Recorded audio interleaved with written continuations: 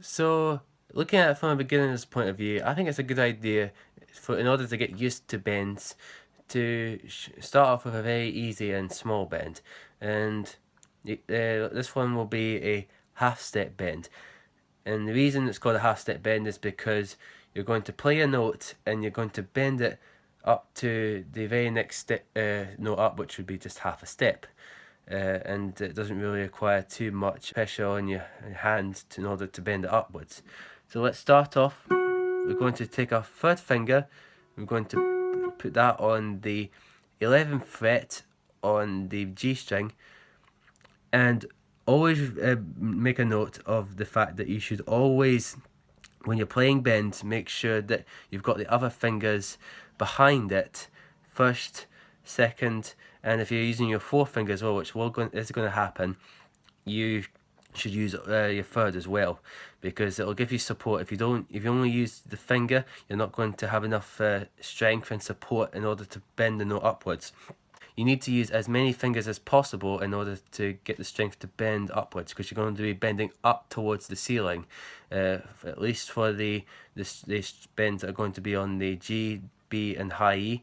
There's a couple of bends that we're going to address that are going to be on the D and the A strings, and these, in the cases of those latter strings, it's going to be bending down towards the floor, but we'll come to that in a couple of minutes. Let's first of all address the basic half step bend. So third finger on the 11th fret of G string, and we're going to bend this up to this note up here, which is the G on the 12th fret of G, an octave up from your open G. So what we're going to do, we're going to pick the note, and now we're going to bend it up, and let's just play that again because it's faded out too quickly. So pick the note and bend up to the G. You want to make sure that it's bent up enough that you've got the correct pitch. You don't. If you do too little, then it will be flat. If you do too much, it will be too sharp. So you have to make sure that you get the right amount to get the right pitch, and that takes a bit of practice. And the best way to get to practice getting the right pitch is to pick the notes that you're going to bend to. In this case, it's the G on the 12th fret, and then go back to the note that you're going to bend up, then bend up to that note, and then try to match pitch the note that you played before.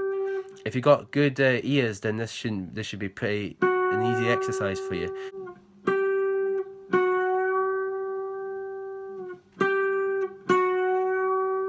Just keep on doing that until you've memorised the pitch of the note that you're trying to bend to, and then keep on practising bending up to the note until you get it right on a consistent basis. So that's a half step bend.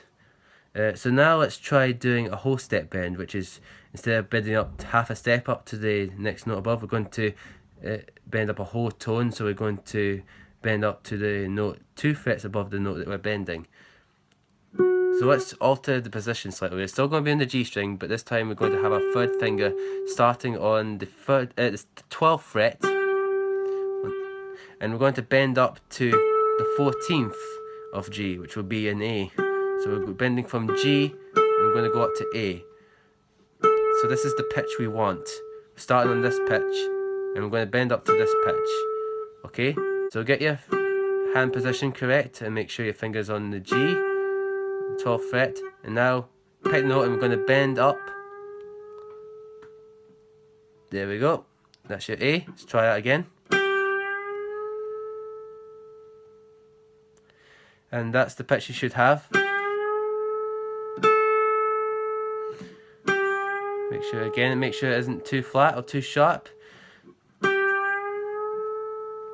If you're unsure, then go back up to the pitch, the 14th fret, and check and play it a couple of times so that you got it memorised, the pitch you want. Then go back and try it again. So that's one of the most common bends that you're going to do as a guitar player, the whole step bend. So it's a good idea to practice this particular one because this is going to come up a lot in lead guitar playing. Now, believe it or not, you can also do a 3-step bend, or otherwise known as a 1.5 bend. So this is quite a big one. So we're going to start off on the 11th fret on the G string, and I'm going to bend up to the 14th. So that's 3 notes that we're bending up to, in minor third, in other words. So this might be a bit tough, but let's give it a go. So I'm going to bend this note, pick it now, and I'm going to bend all the way up to A. As you can see, there's quite a lot you have to do for that one. It's quite a big bend. Let's just try that again.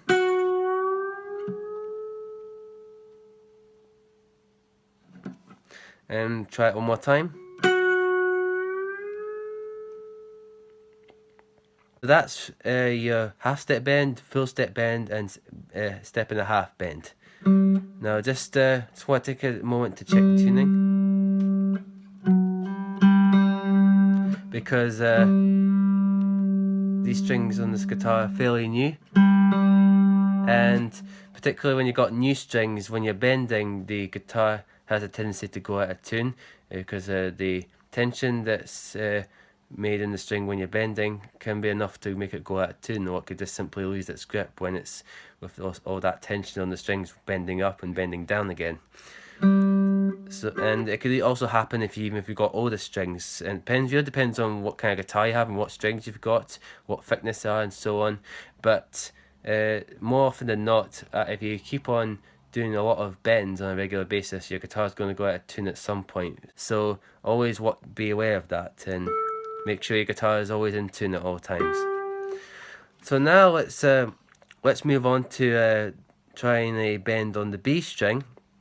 This is going to be a little tough for you beginners because we're going to use this little one here, the pinky, and it's not really a favourite amongst beginners to use the pinky, but we're going to need it for this one, so give it a shot.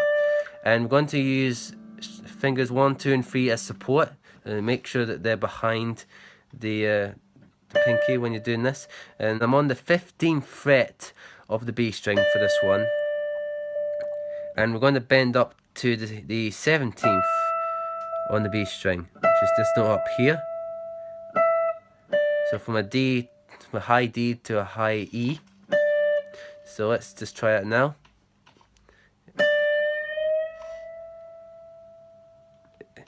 Make sure for this one in particular that your thumb is directly behind the neck of the adjacent string and adjacent fingers. It'll help you get the support you need to bend this string up, because this pinky will need some extra support to help it bend. There's no way you can get this bend on its own. It's just not going to happen. So make sure you got all these fingers and your thumb helping you with this one. Let's try that again.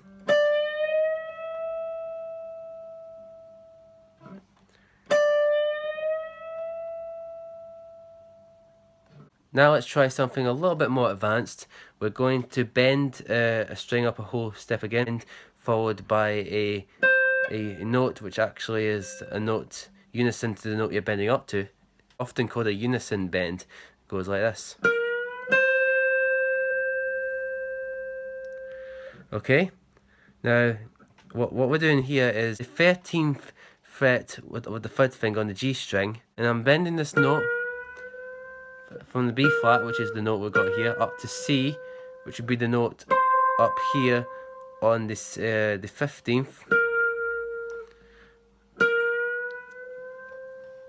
So because we've got the first finger we occupied on the this fret here, which is the 11th fret on the B string, will only you have the second finger as support.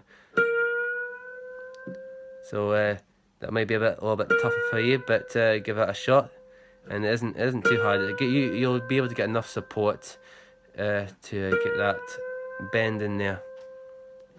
Just make sure that again that the thumb is directly behind and parallel to the fingers that you're bending. That will really help you get the bend down and get the right energy to execute this technique. So what we're doing here, so we're going to bend up to the note, and then immediately after we've done the bend, keep the bend there, and then we're going to play the 11th fret on the B, and then that's all there is to it.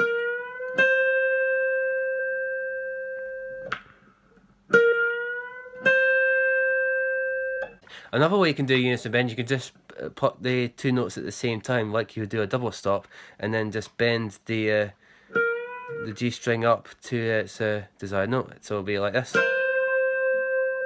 That'll be more like a sort of rock and roll way to do it.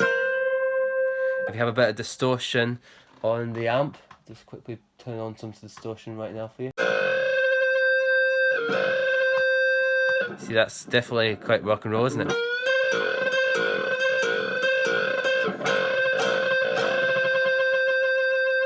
So a little bit of overdrive that can really turn into a very rocky sound. With only a little bit of overdrive, it's more like a sort of country riff. But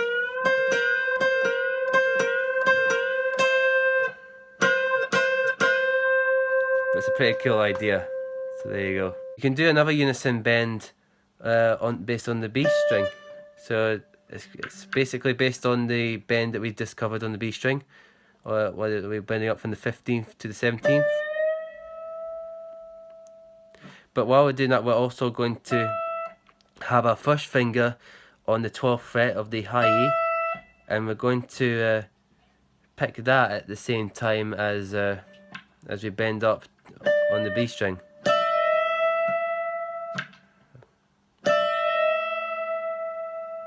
That's a unison bend for you there. So that's two different types of unison bends for you.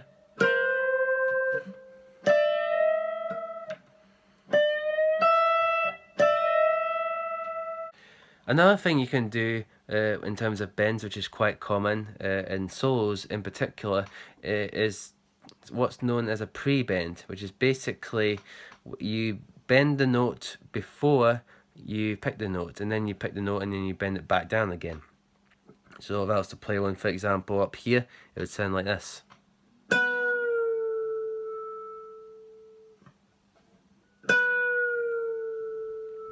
So what I'm doing here is that I've got the 14th note already bend before I pick it. So it's bend all the way up to the note up here, which would be on the 16th fret of G. So that's bend up to B, but we're not going to pick it before we're only going to pick it after we bent the note. So now we have the note bent like that. Now we're going to pick the note, and now we're going to bring it back down to the note that should be on the 14th. And that's all there is to it for a pre-bend. Let's try that again. Bend the note up, pick the note, and then bring it back down. Let's look at a couple more things, then we'll wrap up for this lesson. Let's focus on doing bends on some of the lower strings. Lower in terms of thickness and pitch.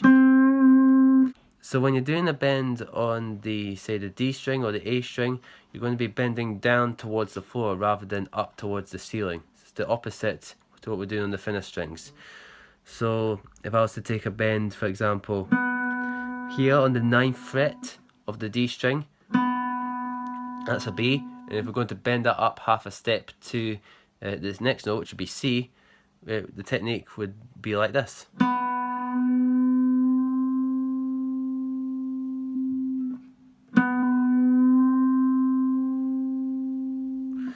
So it's like I said, what we're doing here, we're picking a note and then we're bending it down towards the floor.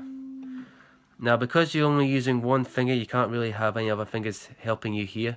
The best thing to do is to kind of alter the angle of your finger. So as you're bending down, you're moving your hand and your finger down, but you're also kind of turning it at an angle towards left hand side, and then until we get the correct pitch.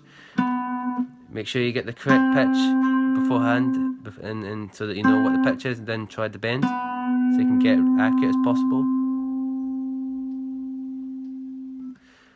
Same thing goes for the A string. You're supposed to play a bend on the 9th of the A string. same technique applies. You just bend down and you angle it towards the left. And make sure you get the note. We'll go, in this case, we're starting on the F sharp, and then we're going to bend up to the 10th, which is G. So it's that's the note we're bending to. So we're starting here. So let's try it now. Bend down. There we are. That's the correct pitch. Let's try it a couple of times. The exact same technique applies to the D string.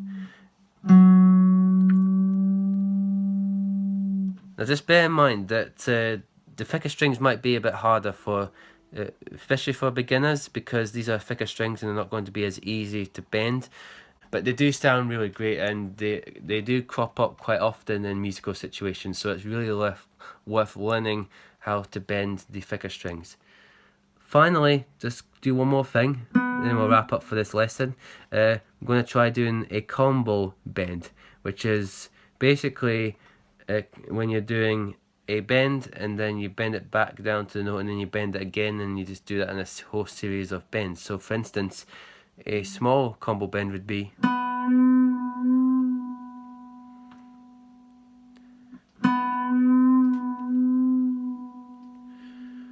so what I did there is that I picked the note and then I bent it down up to the note, bend it down in terms of moving down, but bending up in terms of pitch. So bent it to the note and then I came back down to the original pitch, and then I bent it back up to the pitch again, and then bend it back down to the original note again.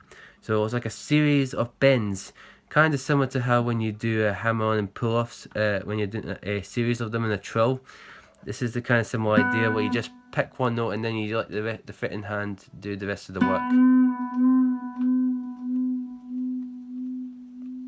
It's kind of similar to vibrato, but just a little less vigorous, and you're much more slow. Think of doing vibrato in slow motion. That's a good way to think of this technique.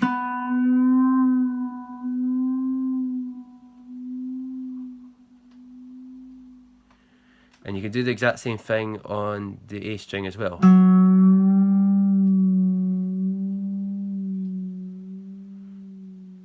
So just practice this one really slowly to begin with, so you can get used to the tension and the movement for this technique and for the strings, because like I said, these strings are quite difficult to bend if you haven't got the strength in the fingers yet.